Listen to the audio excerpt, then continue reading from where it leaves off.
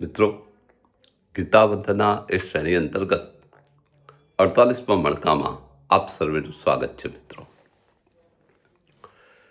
મિત્રો, આપણે ગીતાના પ્રથમ અધ્યાયના 8મા શ્લોકની આપણે ચર્ચા કરી રહ્યા છીએ અને એમાં અશ્વત્થામા શબ્દ સુધી પહોંચ્યા છીએ. તો અશ્વત્થામા કોણ હતા, એનું જીવન શું હતું, એના વિશે આપણે આજે વાતો કરવાની છે. મિત્રો, પણ જો તમે હજુ સુધી આ ચેનલને સબસ્ક્રાઈબ ના કરી હોય તો કરી લેવા વિનંતી, કે જેથી સૌથી પહેલાં સમાચાર કોઈ પણ વિડીયોના તમને મળે, નવા વિડીયો હોય એની માહિતી મળી રહે, અને સંપૂર્ણ વિડીયોને જોયા પછી એને તમને યોગ્ય લાગે એ રીતે એની સરસ મજાની કોમેન્ટ પણ કરવા એક વિનંતી. તો મિત્રો, આપણે પ્રથમ અધ્યાયના 8મા શ્લોકનું સૌ પ્રથમ પારાયણ કરીશું. તો 8મો શ્લોક આ પ્રમાણે છે: ભવાન ભીષ્મશ્ચ કર્ણશ્ચ કૃપશ્ચ સમિતિંજયઃ અશ્વત્થામા વિકર્ણશ્ચ સૌમદત્તિસ્તથૈવ ચ. આપણે જાણીએ છીએ મિત્રો કે દુર્યોધન પોતાના ગુરુ દ્રોણાચાર્યની પાસે આવીને પોતાના સૈન્યની અંદર કયા કયા મહારથીઓ છે એની એક યાદી ગણાવી રહ્યો છે.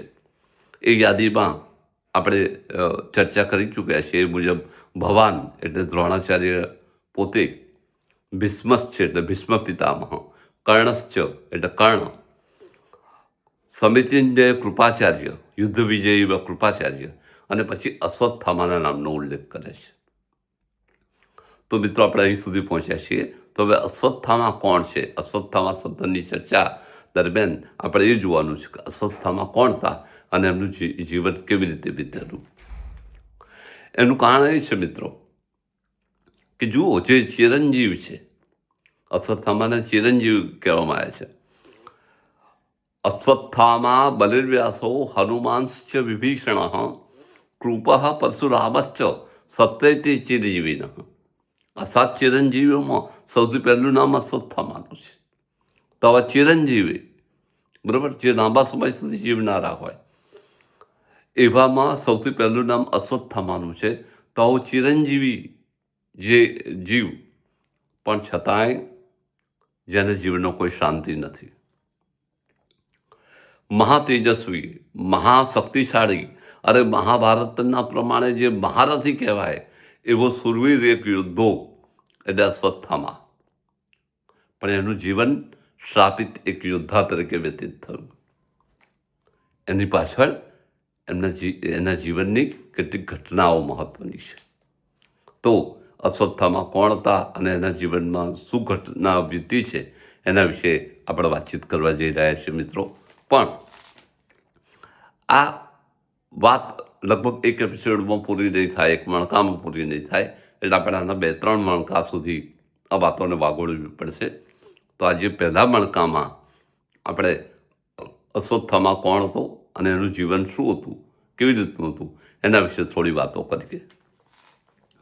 તો સૌથી પહેલાં અશ્વત્થામા એ ગુરુ દ્રોણાચાર્યના પુત્ર હતા. આ વાત તો આપણે બધા જાણીએ છીએ. પણ આ દ્રોણાચાર્ય એ મહર્ષિ ભારદ્વાજના પુત્ર હતા. એટલે મહર્ષિ ભારદ્વાજના પુત્ર દ્રોણાચાર્ય અને દ્રોણાચાર્યના પુત્ર અશ્વત્થામા. અશ્વત્થામાનો જન્મ કેવી રીતે થયો અને એના મસ્તકમાં કેવી રીતે દિવ્ય મણિ આવ્યો, એની વાત બહુ રસપ્રદ છે. એટલે એ બહુ સાંભળવા જેવી અને સમજવા જેવી છે. જે દ્રોણાચાર્ય હતા એમના લગ્ન કૃપાચાર્યની બેન કૃપી સાથે થયા. કૃપી અને દ્રોણાચાર્યનું જીવન સરસ રીતે, દાંપત્ય જીવન સરસ રીતે વીતતું હતું, પણ એમના ત્યાં સંતાનની એક ખોટ હતી, શેરબાટીની ખોટ હતી. હવે આ દંપતીની એવી ઈચ્છા હતી કે અમારા ત્યાં જે પુત્ર જન્મે એ તેજસ્વી હોવો જોઈએ અને એકદમ હોશિયાર હોવો જોઈએ, પોતે પ્રતિભા સંપન્ન હોવો જોઈએ. એમણે વિચાર કર્યો કે આના માટે શિવની ઉપાસના કરવી જોઈએ અને શિવની પાસે જ એમના જેવો તેજસ્વી અને વીર્યવાન પુત્ર મેળવવો જોઈએ. એટલે એવું કહેવાય છે કે બંને હિમાલય ઉપર ગયા. હિમાલયની બાજુમાં તમસા નદી છે. આ તમસા નદીના કિનારે એક તપેશ્વર મહાદેવનું મંદિર છે. આ તપેશ્વર મહાદેવના મંદિરમાં આ બંનેએ જઈને ઉગ્ર શિવ તપશ્ચર્યા કરી. એવી ઉગ્ર શિવ તપશ્ચર્યા કરી કે જેનાથી શિવજીને પ્રસન્ન થવું જ પડ્યું. અને શિવજી પોતે પ્રસન્ન થઈને એમની સામે ઉપસ્થિત થયા અને કહ્યું કે માગો, તમારે શું જોઈએ છે?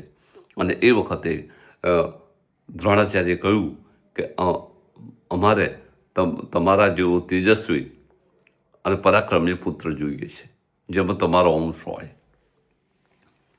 તો શિવજીએ કહ્યું કે જાઓ, મારા અંશ રૂપે તમારા ત્યાં એક તેજસ્વી બાળકનો જન્મ થશે, જેમાં મારો જ અંશ હશે, મારા જેવું જ તેજ હશે.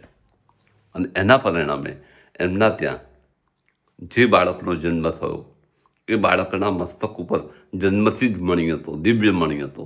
એટલે દિવ્ય મણિથી જેનું લલાટ શોભાયમાન થતું હતું, દૈદીપ્યમાન થતું હતું, એવા એક બાળકનો જન્મ એમના ત્યાં થયો. જો મહાભારતની કેટલીક વિરલ ઘટનાઓ છે. જેમ કર્ણનો જન્મ, સૂર્યપુત્ર કર્ણનો જન્મ જેમ કવચ અને કુંડળ સાથે થયેલો, એમ આ બાળકનો જન્મ પણ દૈદીપ્યમાન એવા લલાટમાં શોભતા એવા મણિથી થયો. અને આ મણિનું તેજ એવું હતું કે એના લીધે બાળક તેજસ્વી વિશેષ જણાતું હતું. પણ જો આ બાળક જન્મ્યો કે ઘોડાની જેમ હણાહણાટી કરવા માંડ્યો. એટલે ઘોડાના નામ ઉપરથી એનું નામ તરત ત્યાં અશ્વત્થામા એવું નક્કી કરી દીધું અને એનું નામ પડ્યું અશ્વત્થામા. હવે અશ્વત્થામા એના દિવ્ય મણિના કારણે યક્ષો, ગાંધર્વ, કિન્નર, રાક્ષસો, કોઈ પણ જે પ્રજાતિ હોય, જે કોઈ પણ જીવ હોય, એનાથી એ હંમેશા સુરક્ષિત રહેતો. કારણ કે એનો દિવ્ય મણિ એની સમર્થતા હતી, એની તાકાત હતી. અને દિવ્ય મણિના કારણે એ હંમેશા હાજર રહેતો. આવા અશ્વત્થામાનું જીવન, એનું જે બાળપણ છે એ ખૂબ જ કારમી ગરીબીમાં વીતેલું. મિત્રો, તમને બધાને જાણ હશે જ કે દ્રોણાચાર્યએ બહુ પાછલી જિંદગીમાં રાજ્યાશ્રય સ્વીકાર્યો. એ પહેલાં જ્યારે કૃપિની સાથે એ જંગલમાં રહેતા હતા, જ્યાં અશ્વત્થામાનો જન્મ થયેલો, ત્યાં તો બહુ નિર્ધન અવસ્થામાં હતા. એનું કારણ કે એમની પાસે શસ્ત્ર અને શાસ્ત્રનું જ્ઞાન હતું, પણ પહેલાંના બ્રાહ્મણોમાં એક એવો સમાન હતું કે વયમ દરિદ્રાહા શ્રુતિશાસ્ત્ર પારગાહા. અમે ભલે દરિદ્ર રહીશું, પણ અમે શ્રુતિ અને શાસ્ત્રને જાણનારા રહીશું. કારણ કે એ પહેલાં એવું કહેતું હતું કે જો રાજ્યાશ્રય સ્વીકારે તો એમનું એ કોઈના આશ્રિત થઈ જાય અને પછી રાજાના કહેવા પ્રમાણે એમને જીવન જીવવું પડે. પણ છતાંય આવી નિર્ધન અવસ્થા એમણે જાતે ઓઢી લીધેલી હતી, પહેરી લીધેલી હતી, અને એ રીતે નિર્ધન અવસ્થામાં ત્યાં રહેતા હતા. હવે એમાં બાળકનો જન્મ થયો. જો બાળકનો જન્મ થાય પછી મા બાપની ભૂમિકા બદલાય છે, પછી એમના વિચારો બદલાય, એમાં પરિવર્તન આવે. તો એ રીતે આમના જીવનમાં પણ પરિવર્તન આવ્યું. એનું કારણ એક એવું બન્યું કે એક વખતે પાડોશીઓના બાળકોને દૂધ પીતા જોઈને અશ્વત્થામાએ પણ દૂધ પીવાની જીદ કરી. હવે ઘરમાં કંઈ એવું તો હતું જ નહીં, દૂધ તો હતું જ નહીં કે જેથી અશ્વત્થામાને પીવડાવે. એટલે એવું કહેવાય છે કે કૃપિએ એ વખતે ચણાનો લોટ પાણીમાં ઓગાળ્યો અને પછી એને આપ્યું કે લે, આ દૂધ છે, તું પી દે. અને એ દૂધ કરીને અશ્વત્થામાને પીવડાવ્યું. એવું કહેવાય છે કે અશ્વત્થામાને તો ઘણું પાછળથી ખબર પડ્યું કે આ મને જે પીવડાવ્યું હતું એ દૂધ નહોતું એમ. આવી કારમી ગરીબીની અંદર અશ્વત્થામાનો ઉછેર થયેલો. વળી એવી પણ એક વાત કહેવાય છે કે બીજા બાળકોને ફરીથી એને દૂધ પીતા જોયા એટલે એને દૂધ પીવાની ઝંખના જાગી, પણ પોતાના ઘરમાંથી કોઈ વ્યવસ્થા થાય એવી નહોતી. અને એણે શિવજીની ઉપાસના કરી અને શિવજી પાસેથી એણે દૂધનું પાત્ર મેળવ્યું અને એણે દૂધ ચાખ્યું. ત્યારે એને ખબર પડી કે આનું દૂધ કહેવાય. એટલે આવી કારમી ગરીબીની અંદર એનો ઉછેર થયેલો. પછી તો પુત્રના કારણે માતા દ્રોણાચાર્ય પણ પોતાની જીત છોડી અને આપણે જાણીએ છીએ પછી હસ્તિનાપુર ગયા અને હસ્તિનાપુરમાં જઈને એમણે કૌરવો અને પાંડવોને ધનુર્વિદ્યા શીખવવાનું કામ શરૂ કર્યું. તો એ ધનુર્વિદ્યા જે શીખવતા હતા એમાં એમણે સાથે સાથે અશ્વત્થામાને પણ શીખવાડવાનું શરૂ કર્યું. અને એક બાજુ પુત્ર હતો અશ્વત્થામા અને બીજી બાજુ શિષ્ય હતો. તો દ્રોણાચાર્ય એક બાજુ એના માટે ગુરુ હતા તો બીજી બાજુ પિતા હતા. આવી રીતે અશ્વત્થામા ધનુર્વિદ્યા શીખવાનું કૌરવો અને પાંડવો સાથે એણે શરૂ કર્યું. મિત્રો, અશ્વત્થામાની કથા તો લાંબી છે અને એના માટે 2-3 એપિસોડ આપણે ખર્ચવા પડશે, 2-3 મણકા એની વાત કરવા પડશે. તો અહીંયા આપણે અટકી છે અશ્વત્થામાની આટલી વાત સુધી કે ગુરુ દ્રોણની પાસે કૌરવો અને પાંડવોની સાથે રહીને એણે અસ્ત્રવિદ્યા શીખવા માંડી, ધનુર્વિદ્યા શીખવા માંડી. અને હવે પછી બીજી જે સ્ટોરી છે એ બીજા ભાગમાં આપણે શરૂ કરીશું. ત્યાં સુધી સર્વેને મારા જય શ્રી કૃષ્ણ. ખાસ પણ મિત્રો, જો હજુ તમે આ ચેનલને સબસ્ક્રાઈબ ના કરી હોય તો કરી દેવા વિનંતી. પુનઃ આપ સર્વેને મારા જય શ્રી કૃષ્ણ.